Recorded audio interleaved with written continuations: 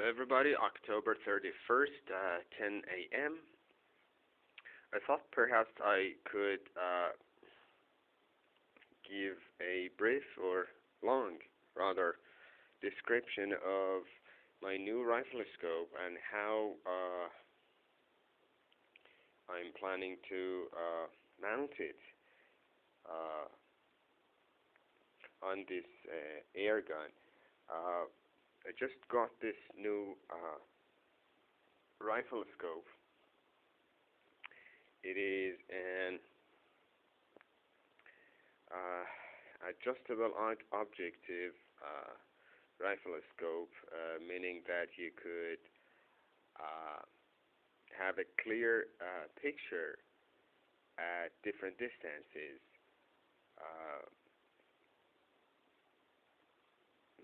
Currently, though, I have left it on 25 yards, set it on 25 yards, which is basically about the distance from which I shoot.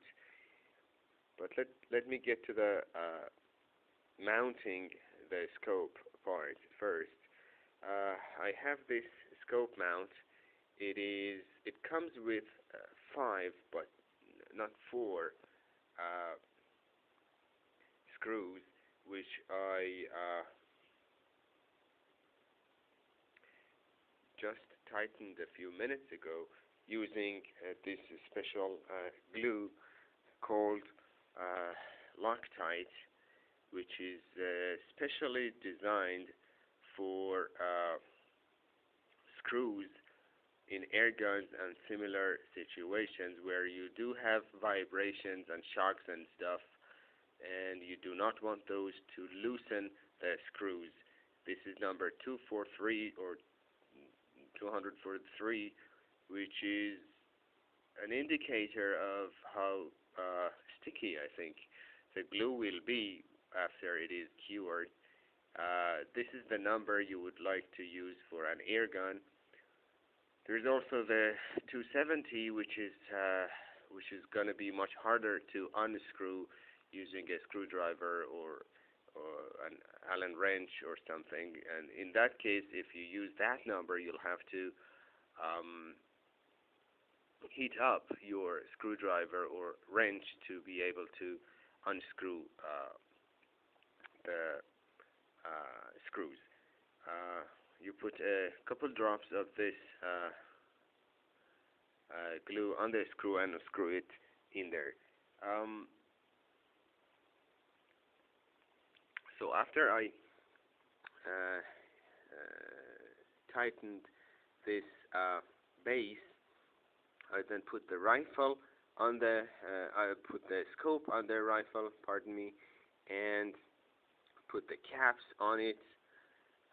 The important thing here is to level both the rifle and the scope. So I use this little level and put it on the rifle where I can see that the rifle is perfectly, perfectly level.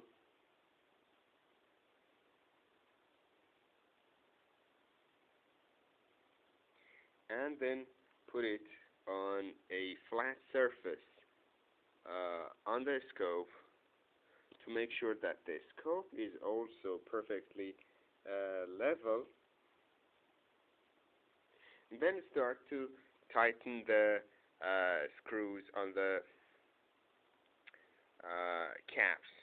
And this process is, of course, something you're going to have to keep an eye on while tightening the screws. You do not want your rifle scope or rifle to run out of level, and then you're gonna have to proceed to tightening the screws one by one, diagonally, of course, and like half a turn each time. And this is the stuff everybody pretty much knows about.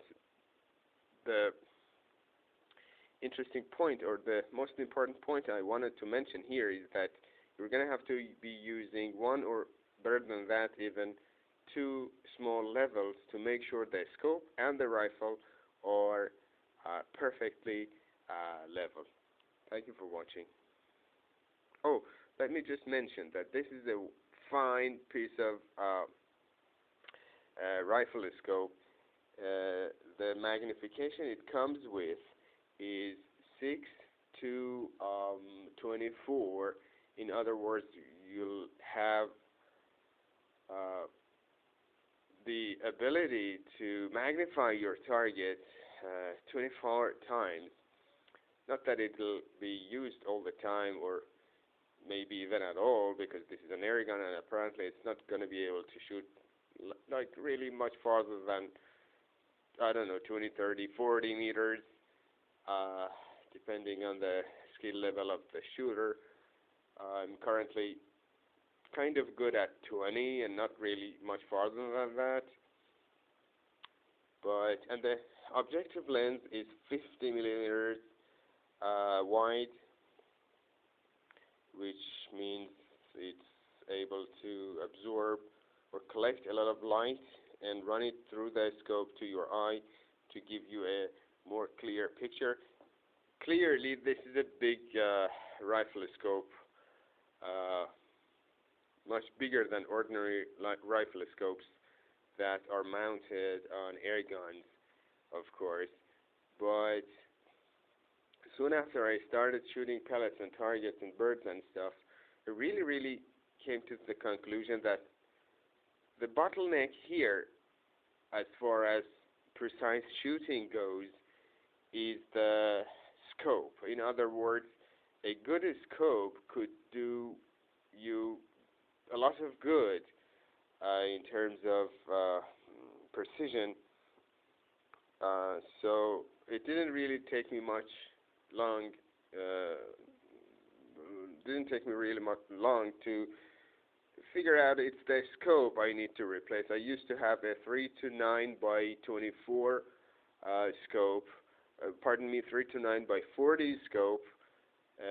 But now I have a 6 to 24 by 50 scope with a much clearer image, less parallax, bigger field of view, and bigger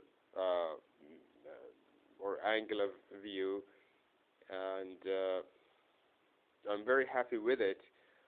I'm gonna tighten the screws now and just leave it there for a few days for the Loctite glue to fully cure.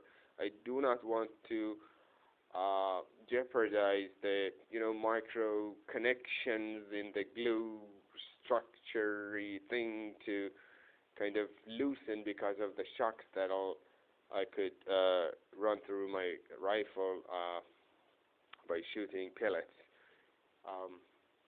Guess that's about it. I'm pretty much inclined towards buying a Diana Magnum 350 air gun rather than an actual shotgun. I'm really interested in shooting wild boar piglets.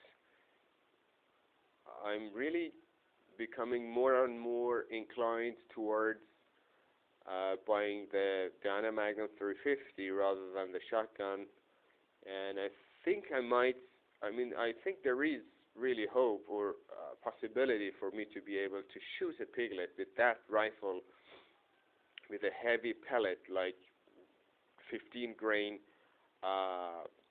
pellet, 4.5 caliber, of course, because of the nicer, flatter trajectory of the pellet. I'm also more inclined towards a 4.5 millimeter caliber Diana Magnum 350 air gun rather than a 5.5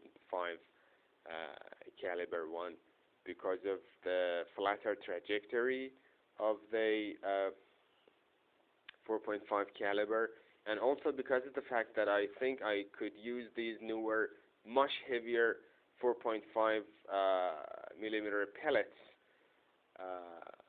like the one I just mentioned, Gamo G Hammer or Gamo G Buffalo, the 15 grain pellets to kind of like have the same impact and penetration and everything of an ordinary 5.5 millimeter pellet. Thank you for watching.